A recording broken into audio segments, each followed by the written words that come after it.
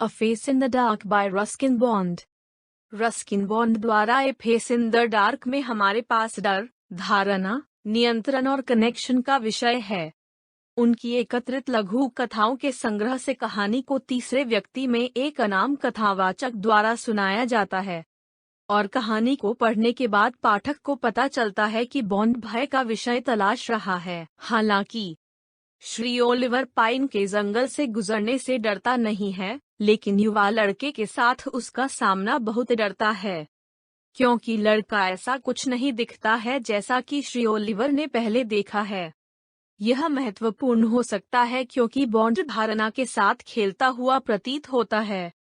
Shri Oliver की मशाल से निकली रोशनी ने उस पर एक चाल खेली है और लड़के की विशेषताओं को छिपा दिया है। यह भी दिलचस्प है कि श्री ओलिवर भागने से पहले लड़के के साथ संबंध बनाने की कोशिश करता है। ऐसा लगता है जैसे वह लड़के की भलाई के बारे में चिंतित है, भले ही वह लड़का उसके छात्रों में से एक न हो। यह महत्वपूर्ण हो सकता है क्योंकि यह बताता है कि श्री ओलिवर न केवल किसी अन्य इंसान के साथ सहानुभूति रखने की क्षमता रखता है, बल्कि वह उस लड़के की मदद करना चाहता है। वह जानता है कि लड़का देवदार के जंगल से बाहर है और उसे वहां नहीं जाना चाहिए। अगर कुछ भी श्री ओलिवर लड़के की परवाह करता है, वह तब तक है जब तक वह उससे डरता है और भाग जाता है। यह ऐसा है जैसे कि मिस्टर ओलिवर को पता नहीं है कि जब वह लड़के का खाली चेहरा देखता है तो वह क्या देख रहा होता है। डर से प्रेरित श्री ओलिवर का परोपकारी कार्य अधूरा रहता है। यह महत्वपूर्ण हो सकता है क्योंकि बॉन्ड यह सुझाव दे सकता है कि जीवन में लोग दूसरों के सामने आएंगे जिन्हें लगता है कि वे खुद की तरह नहीं दिख सकते हैं, और इन लोगों से डरने के बजाय एक व्यक्ति को उनकी मदद करने के लिए अपनी शक्ति में सब कुछ करना चाहिए। सभी संभावना में श्री ओलिवर भाग गया क्योंकि वह लड़के को देखकर चौंक गया था। पाठक को यह संदेह करने के लिए छोड़ दिया कि श्री ओलिवर ने कभी कुछ अनुभव नहीं किया होगा जैसा उन्होंने पहले अनुभव किया था।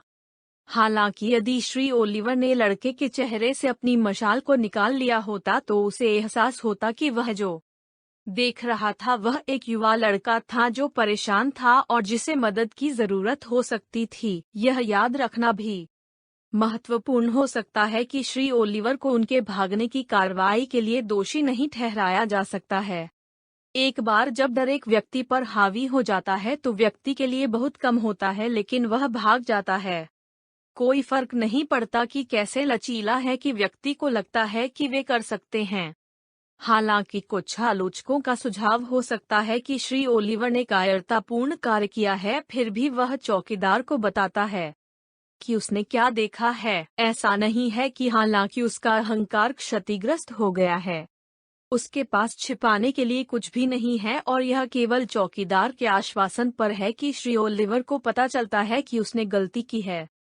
हालांकि दिलचस्प रूप से पर्याप्त श्री ओलिवर लड़के की मदद करने के लिए वापस नहीं जाता है, संभवतः क्योंकि वह अभी भी सदमे से उबर चुका है। यह भी मामला हो सकता है कि श्री ओलिवर एक संदिग्ध व्यक्ति है और लड़के की दृष्टि ने उसे विश्वास दिलाया हो सकता है कि वह दूसरी दुनिया से कुछ देख रहा था।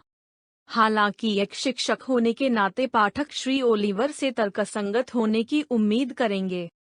हालांकि श्री ओलिवर को उनके कार्यों के लिए मामूली नहीं बनाया जा सकता है जब तक वह भयभीत नहीं हुआ। उसने लड़के के साथ वास्तविक चिंता दिखाई। यह भी संभव है कि बॉन्ड इस तथ्य को उजागर कर रहा है कि श्री ओलिवर हालांकि अपने छात्रों पर नियंत्रण रख सकते हैं, जरूरी नहीं कि वह हमेशा खुद पर नियंत्रण रखें। कुछ ऐसा है जो पाठक को इस तथ्य से स्पष्ट है कि श्री ओलिवर लड़के से दूर भागता है। वास्तव में बॉन्ड यह सुझाव दे सकता है कि एक व्यक्ति जो कुछ भी देखता है उसे अंकित मूल्य पर नहीं लिया जा सकता है। पाठक कभी नहीं सीखता है कि लड़का क्यों रो रहा है या उसे क्या परेशान कर सकता है, जो कई मायनों में पाठक को अंधेरे में छोड़ देता है। कुछ ऐसा विडंबनापूर्ण है कि यह देखते हुए कि कहानी अंधेरे में सेट है।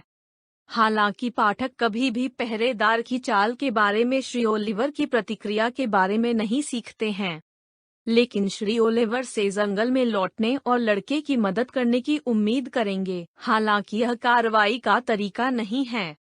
मिस्टर ओलिवर चौकीदार के पास रहता है, इस विश्वास में सबसे अधिक संभावना है कि वह श्री ओलिवर की रक्षा करेगा। इतना अभिभूत श्री ओलिवर है कि वह स्थानांतरित नहीं कर सकता। ऐसा लगता है जैसे उसका शरीर लकवाग्रस्त है। हालांकि वह जानता है कि श्री ओलिवर के साथ जो हुआ है उसे शांत करना अभी भी मुश्किल है। उनका दिमाग अभी भी लड़के के चेहरे पर चित्र बना रहा है।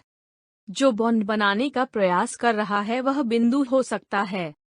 वह सुझाव दे सकता है कि भय कुछ लोगों को पक्षाघात कर सकता है, उन्हें छोड़ने या सीधे सोचने में असमर्थ। हालांकि श्री ओलिवर को पता है कि जो कुछ हुआ है उसके लिए एक तर्कसंगत कारण है कि फिर भी वह अभी भी बहुत डरता है। जब वास्तविकता है तो होने की कोई आवश्यकता नहीं है। सारांश का अंत। धन्यवाद।